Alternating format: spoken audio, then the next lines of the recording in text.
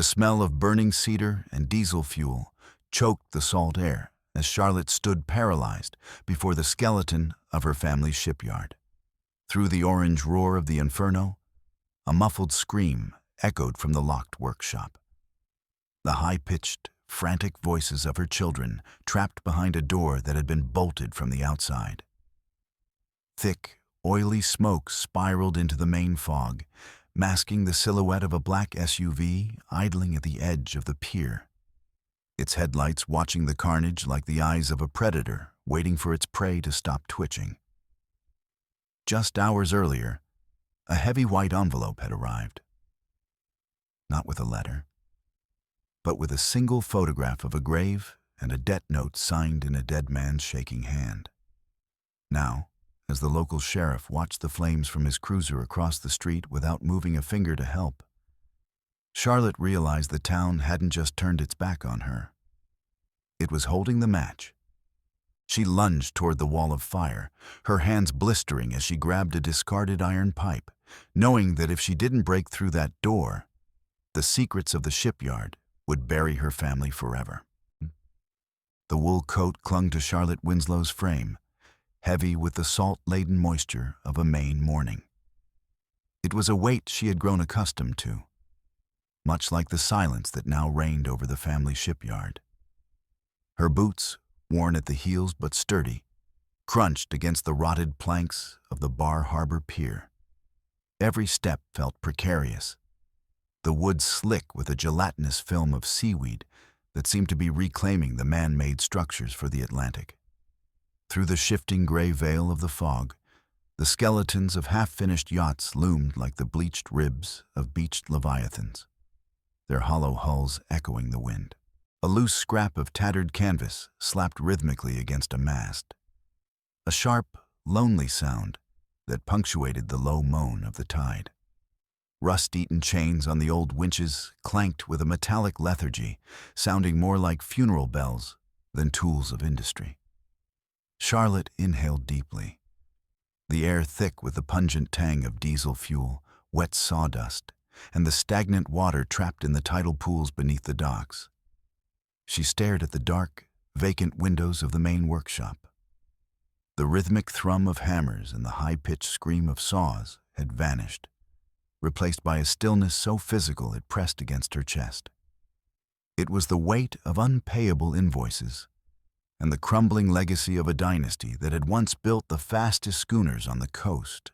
Now it was just a graveyard of ambition. The sound of a heavy leather bag thumping against a thigh broke her trance.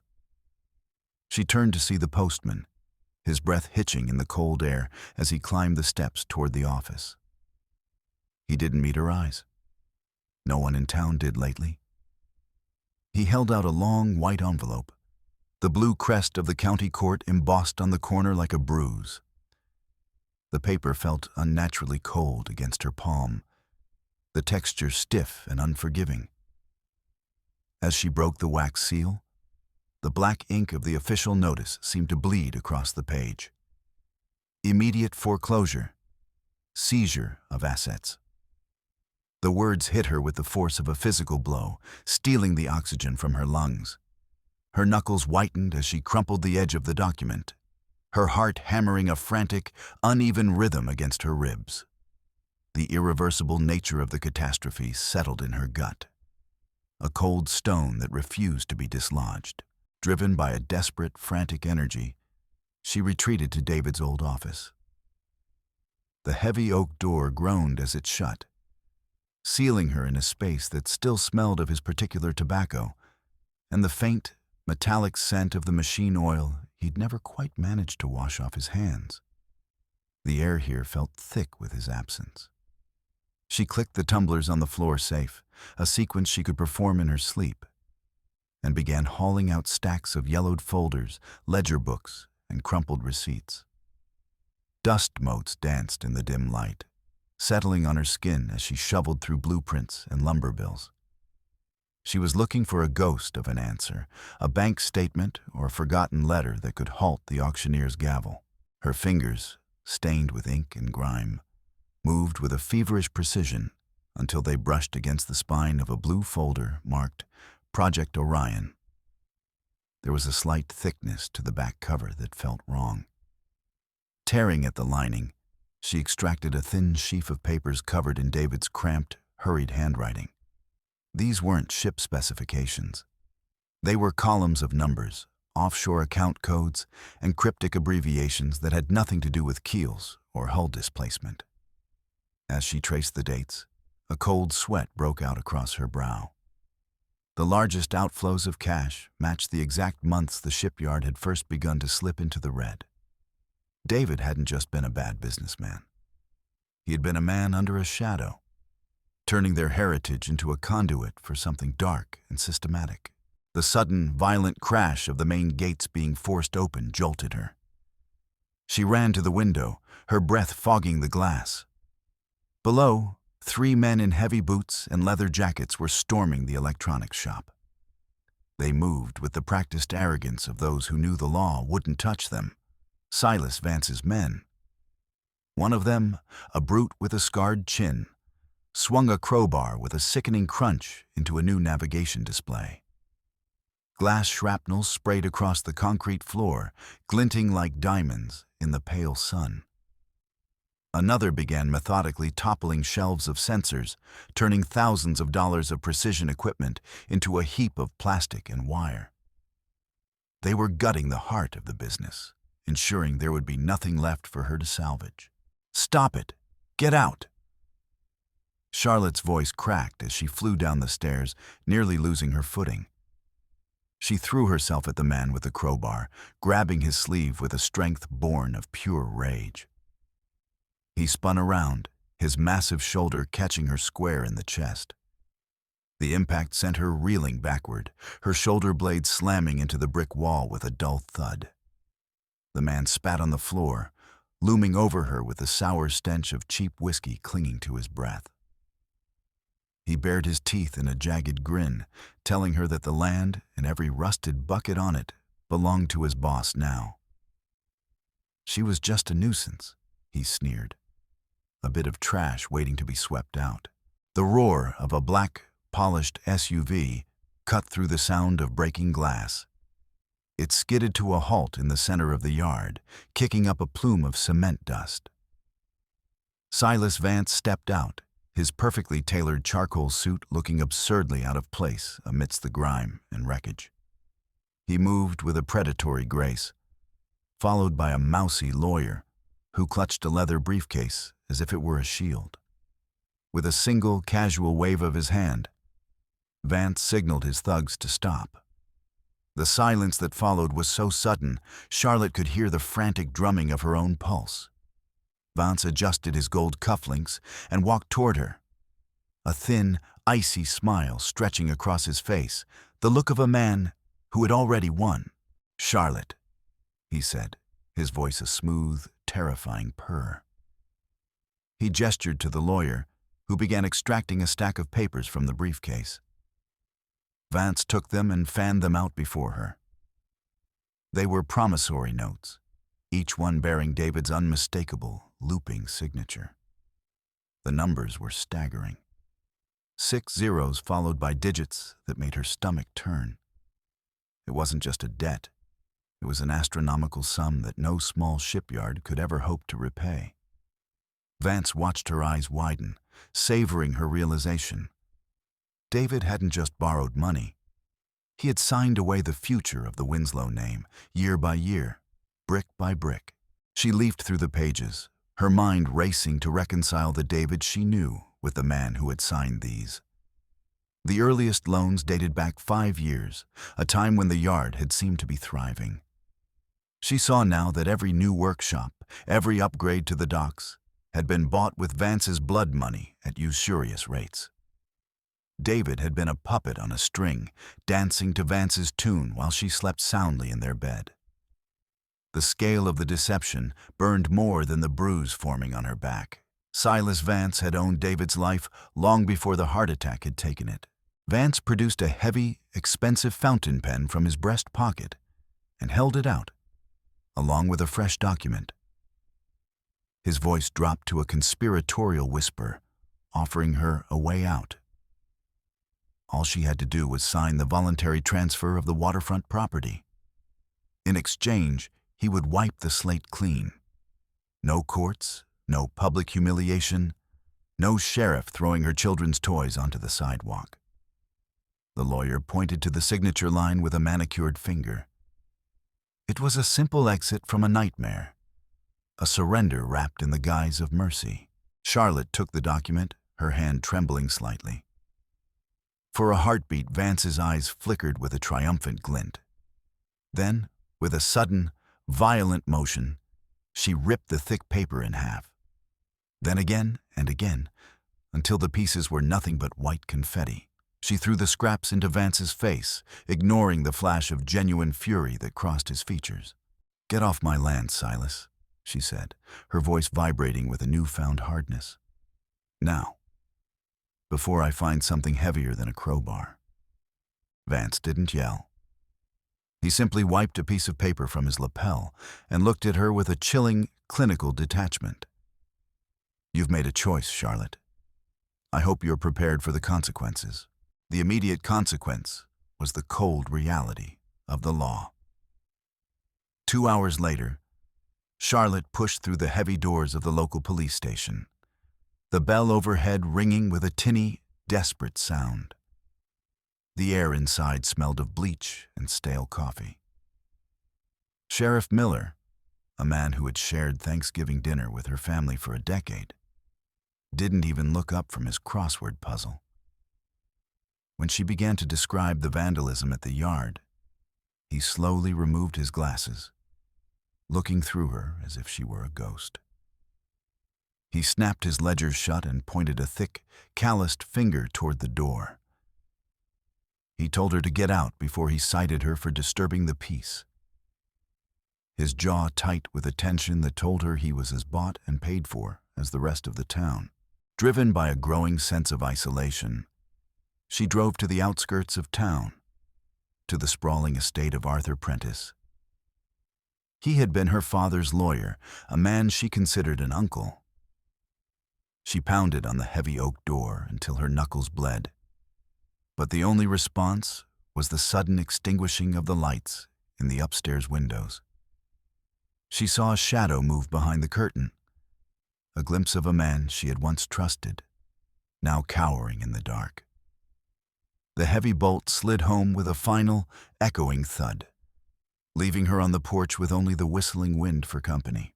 The boycott was total. When she stopped at the old lighthouse grocery for milk, Mrs. Green, a woman who had once given Charlotte's children extra candies, turned her back and began furiously scrubbing an already clean counter. Out on the street, her neighbor, Mr. Harris, jerked his dog's leash and crossed the road to avoid her. She was a pariah, a walking infection that could bring Vance's wrath down on anyone who dared to show her a moment's kindness. Retreating to the only place that still felt like hers, Charlotte descended into the damp, dark basement of the Shipyard's main office. It smelled of earth and rot. Armed with a flashlight, she began tearing up the floorboards near the back wall. Beneath a stack of moldered pallets, she found a tin biscuit box. Inside was a yellowed copy of the Maine Globe from 20 years ago. The headline screamed about the disappearance of a young fisherman named Thomas Reed. She looked at the photo of the smiling boy and realized he was standing on the very pier she now owned. On the margin of the clipping, David had written a single word in jagged, desperate letters. Guilty. She sat on the cold floor, laying out the bank records alongside the article. The dates of the first massive transfers from David to Vance lined up perfectly with the day the search for Thomas Reed had been called off. The pieces clicked into place with a sickening finality. Vance hadn't just been a lender, he was a blackmailer. He had been selling David's silence, cent by cent, year by year. The Shipyard wasn't just a business. It was a monument to a secret buried beneath the Atlantic. The realization was interrupted by the sudden glare of headlights in the basement's high, narrow windows. She scrambled upstairs and into her car, but she wasn't alone on the road. A black SUV, Vance's, swung in behind her on the coastal road, its xenon lights blinding her in the rearview mirror. On the sharpest turn of the serpentine cliffside, the heavy bumper slammed into her car. The scream of twisting metal filled the cabin. Charlotte fought the wheel as her tires skidded on the edge of the abyss, sending gravel cascading into the dark surf below. Vance hit her again, a calculated ram designed to send her over the edge. She gripped the steering wheel until her joints popped, flooring the accelerator and fishtailing away from the cliff's edge. Her heart a frantic bird trapped in her ribs. She didn't go home. She couldn't. She sped to the shipyard, hauling her sleepy, confused children from the car and locking them in the upper loft of the main workshop. "Stay away from the windows," she whispered, her voice trembling. She patrolled the perimeter with a heavy iron bar, her eyes searching the fog. The attack came not with a bang, but with the smell of gasoline. 3 figures moved through the shadows of the lower bays, upending canisters with a rhythmic, splashing sound. A lighter flicked. A thin line of orange flame raced across the floor, and within seconds, the dry cedar of the hull frames was roaring.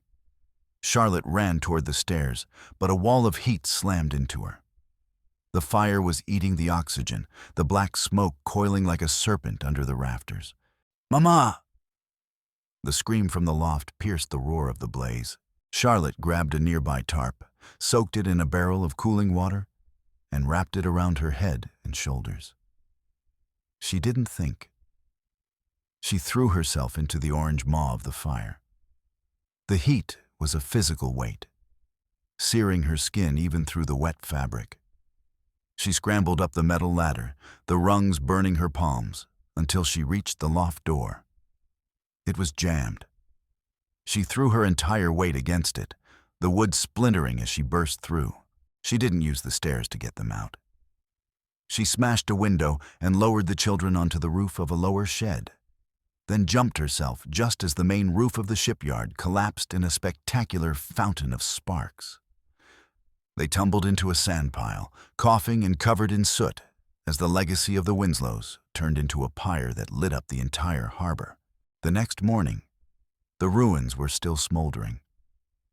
Charlotte stood before the blackened ribs of the workshop, the stench of burnt chemicals thick in her throat. Silas Vance arrived as if on cue, his car stopping just short of the ash. He didn't say a word. He simply walked to the one standing support beam and hammered a sign into it. Charity auction, 72 hours. He looked at her, his eyes devoid of anything resembling human emotion, and drove away. The town was already there, watching from the fence line. Vance had been busy. He was telling anyone who would listen that Charlotte had set the fire herself for the insurance money. She saw the disgust in their eyes, the way they pulled their children back as she walked past. She was no longer just a bankrupt widow. She was a monster who had risked her own children's lives for a payout. She ignored them, her mind focused on the one clue she had left. She returned to the ash of the office, digging through the debris until she found the charred remains of David's personal log. Most of it was gone, but a single fragment of a page remained, protected by a heavy brass paperweight. It was an address. Raven's Crag, Eli's shack. She drove to the crag, a place where the ocean was a violent, churning mess of gray water. The shack was a ruin, the door hanging by a single rusted hinge. Inside, the signs of a struggle were fresh. Shattered glass, a blood stain on the floorboards that was still tacky to the touch. Vance's men had been here first. She followed the trail of blood out the back door and toward the docks. But she was intercepted. 3 men stepped out from behind a warehouse, their faces shadowed by the brims of their caps. Charlotte turned to run, her boots slipping on the oily planks of the pier.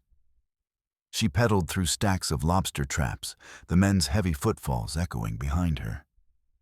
She was trapped on the edge of a granite cliff, the tide roaring below. "Give it up, Mrs. Winslow." one of them shouted, stepping forward with a length of lead pipe. She looked at the rotted, moss-covered ladder leading down to the water and didn't hesitate.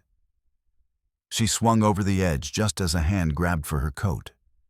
The wood groaned and snapped, but she dropped onto the deck of a passing garbage barge, the impact jarring her teeth. She scrambled behind a pile of oily rags as the barge drifted into the fog, the shouts of the men fading into the mist.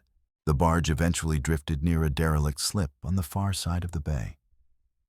There, in the shadows of an abandoned boathouse, she found him, Eli, the old sailor, clutching a blood-soaked rag to his side.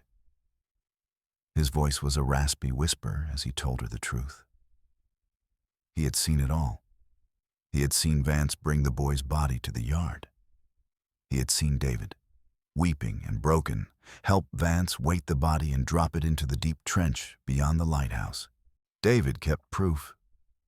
Eli wheezed, reaching under the floorboards to pull out a leather satchel. He knew Vance would come for him eventually. Inside the satchel was a tape recorder and a folder of original documents. The real ledgers, not the forged ones Vance had shown her. She pressed play on the recorder. David's voice, hollow and haunted, filled the small space. He confessed to everything, including the location of the body and the systematic way Vance had bled the shipyard dry. The day of the auction arrived with a cold, biting wind. The town hall was packed, the air thick with the smell of damp wool and anticipation. Silas Vance sat in the front row, looking like a king about to be crowned. The mayor, his hands shaking, prepared to sign over the deed. The doors at the back of the hall slammed open. Charlotte walked down the center aisle, her face a mask of soot and determination. She didn't say a word until she reached the podium. She plugged the recorder into the hall's sound system and hit the button. David's voice boomed through the rafters. The confession was undeniable. The room went silent, a collective gasp rippling through the crowd as the details of the murder and the blackmail were laid bare. Vance jumped up, his face contorting into a mask of pure, unadulterated rage.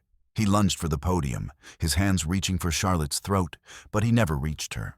A wall of men in work clothes, the shipyard workers who had spent their lives under the Winslow name, stepped into his path. Old Man Harris, the neighbor who had shunned her, was the first to grab Vance's arm. The room erupted into chaos as the state police, whom Charlotte had called from a payphone an hour earlier, swarmed the building. As the handcuffs clicked into place around Vance's wrists, the silence returned. Charlotte stood on the stage, looking out at the people who had turned their backs on her. She didn't feel triumph, only a profound, soul-deep exhaustion. Later that evening, she stood on the edge of her pier with her children. The shipyard was a ruin, but it was hers. She held the heavy, rusted key to the office safe in her hand, the key that had held David's shame for 20 years. With a single fluid motion, she threw it into the dark water. It vanished with a small splash, sinking into the depths where the secrets could finally rest. She turned back toward the house, her arm around her daughter's shoulder, ready to begin the long, slow work of building something new from the ash.